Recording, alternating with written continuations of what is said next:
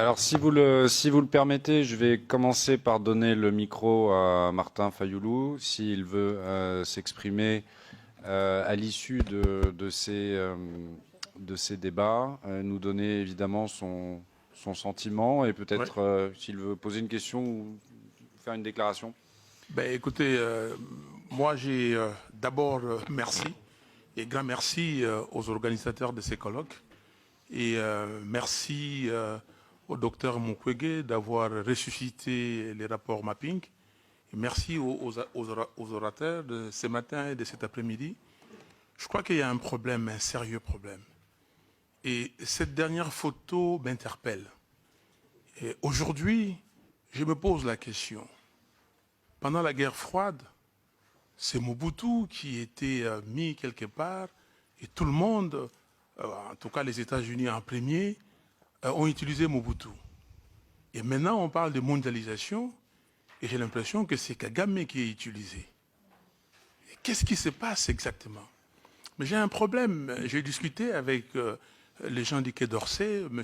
Rémi Maréchaux, j'ai discuté avec M. Franck Paris. Je leur dis que je ne comprends absolument rien.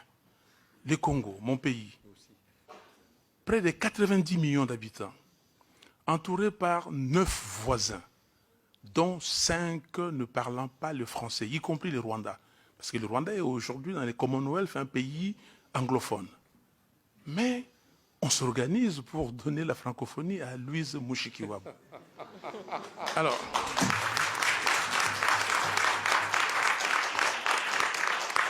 le Congo avec sa population, le Congo avec sa superficie, le Congo avec ses territoires, avec ses voisins.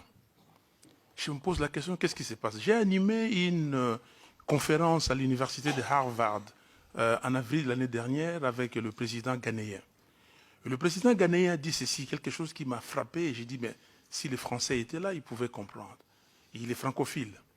Il dit, vous savez, nous, on a utilisé le français aujourd'hui comme deuxième langue. Pourquoi? Parce que nos voisins presque tous parlent le français. Et c'est bien pour nous. Je me demande si la France avait une vision avec la francophonie, quel est le pays qu'on doit utiliser pour ça? Quel est le pays qui peut avoir l'influence? Mais je me pose la question, pourquoi Kagame? Aujourd'hui, on tue au Congo, à Béni. J'ai passé la fête des nativités à Béni avec les gens de Béni. À Béni et les environs de Béni, à Nituri, au Tanganyika, tout le Nord Kivu, le Sud Kivu, on tue. Je vous donne un chiffre. Aujourd'hui, dans l'armée congolaise, qu'on appelle les FRDC, les Forces armées de la République démocratique du Congo, il y a 300 officiers Tutsis.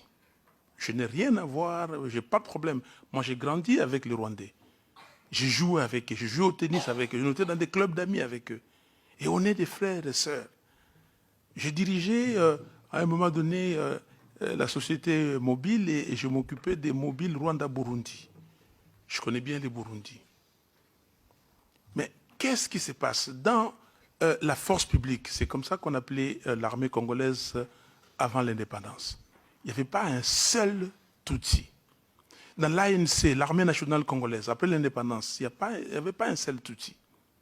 Dans les forces armées zaïroises, FAZ, il n'y en avait pas. Aujourd'hui, comment avoir 300 officiers, plus de 100 généraux, y compris les généraux qu'on vient de montrer ici? Qu'est-ce qui se passe réellement? Et là, vous constatez qu'il y a un chaos. Tout est dirigé par Kagame.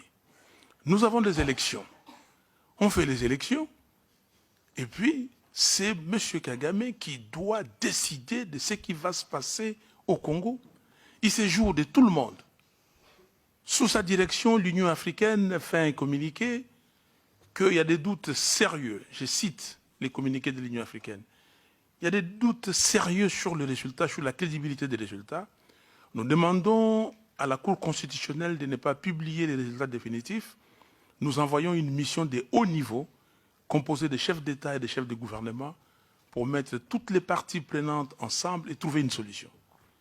Et puis, Kabila envoie des gens chez Kagame, il joue un coup, et il touche une boule, paf, et lui n'est pas là.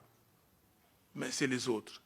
Donc je dis, ce qui se passe aujourd'hui, c'est qu'on est en train de préparer un chaos au niveau de la région. On est en train de préparer un chaos qui va venir et la communauté internationale va dire qu'on n'a pas vu venir. Non. Regardez cette population avec la croissance qu'il y a. Rappelez-vous de ce qui s'est passé ici à Paris, le vendredi 28 février, la semaine dernière, la semaine avant, pardon. À la gare de Lyon, ce qui s'est passé, on a dit beaucoup de choses. Personne ne peut soutenir la violence. Nous sommes tous contre la violence. Mais à un moment donné, les gens se laissent prendre. Ce qui s'est passé ici, c'est ce qui devait se passer au Congo. Mais les jeunes gens se sont dit, ici c'est un état de droit. Le pire que je peux connaître, c'est que je sois emprisonné. Mais on ne va pas me tuer. Et si au Congo, il n'y avait pas un régime dictatorial, ça se serait passé tous les jours comme ça, et c'est ce qui s'est passé. Et les autorités françaises ne veulent pas tirer des leçons. Les médias ont essayé de survoler la question, ce qui s'est passé le vendredi 28. Mais ils ne sont pas entrés dans le détail pour savoir qu'est-ce qui se passe. Donc, moi, ce que j'ai dit, c'est courage que vous avez pris pour organiser ces colloques. Je vous remercie. Mais je demande, quelle est la suite? Qu'est-ce que nous devons faire?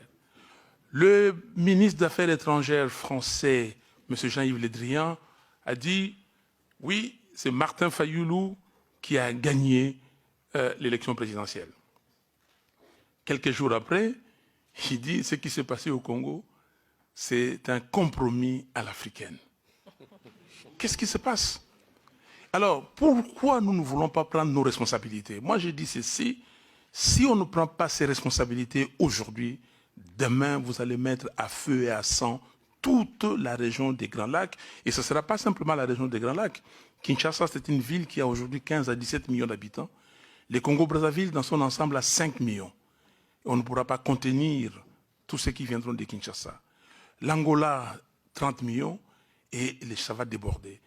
La Zambie, ça va se déborder. Ces jeunes Congolais d'aujourd'hui ne sont pas comme nous. Ne sont pas comme nous. Nous, on a une sorte de retenue de nous-mêmes. Mais ces jeunes gens qui ont grandi ici, qui ont des difficultés ici, demain, ils voudront savoir qu'est-ce qui se passe dans le pays de mes parents. Et ils vont aller là-bas et vous allez causer des problèmes. Nous sommes des frères, sœurs, avec nos frères et sœurs rwandais, burundais, ougandais, tanzaniens, angolais et les autres. Ne nous mettez pas à porte-à-faux. S'il y a des gens qui veulent se faire de l'argent, mais qui trouvent le moyen de faire de l'argent, on peut le faire différemment et tout le monde pourra mieux gagner ou bien gagner, pas en prenant les ressources, parce que tout le problème c'est quoi? Ce sont les ressources du Congo. Mais pourquoi? Et Charles Onana le démontre bien dans son livre, et j'ai fait, moi, et je trouve ça très grave. Je vais dans les FNAC pour chercher ces livres.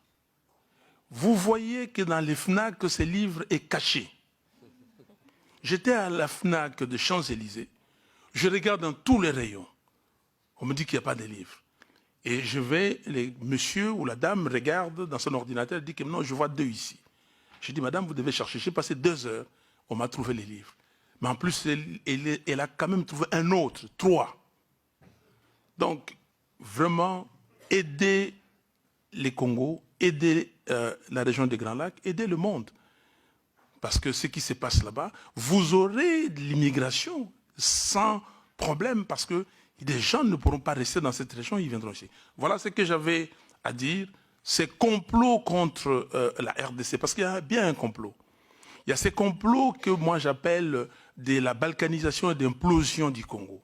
C'est très subtil. Vous regardez aujourd'hui, excusez-moi de prendre juste 1 minute. Le Rwanda va construire un aéroport international, un hub, qui va coûter 1,3 milliard de dollars. 1,3 milliard. Le Rwanda a 12-13 millions d'habitants. Nous avons déjà des hubs en Afrique, nous avons Nairobi, nous avons Addis Abeba et nous avons Lomé et l'Afrique du Sud, Johannesburg. Mais qu'est-ce qu'on va faire avec un hub? Le Rwanda a une raffinerie aujourd'hui de coltan, mais le Rwanda n'a pas de coltan dans son sol. Le Rwanda est en train de construire une raffinerie moderne d'or pour toute l'Afrique australe. Écoutez, soyons quand même sérieux. Soyons sérieux. J'ai amené ici, et je termine par là, ces documents que je considère très dangereux. L'accord cadre pour la paix, la sécurité et la coopération pour la République démocratique du Congo et la région. On a donné des engagements. Engagement pour la République démocratique du Congo. C'est là. Engagement pour la région et engagement pour la communauté internationale.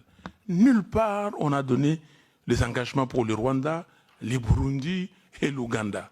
Et dans l'engagement pour la région, c'est curieux, ce que le président Sarkozy avait dit à un moment donné ici, et ces jours-là d'ailleurs j'étais à Paris, il dit renforcer la coopération régionale, y compris à travers l'approfondissement de l'intégration économique avec une attention particulière accordée à la question de l'exploitation des ressources naturelles. Qu'est-ce que ça veut dire? Qu'est-ce que ça veut dire? Merci beaucoup.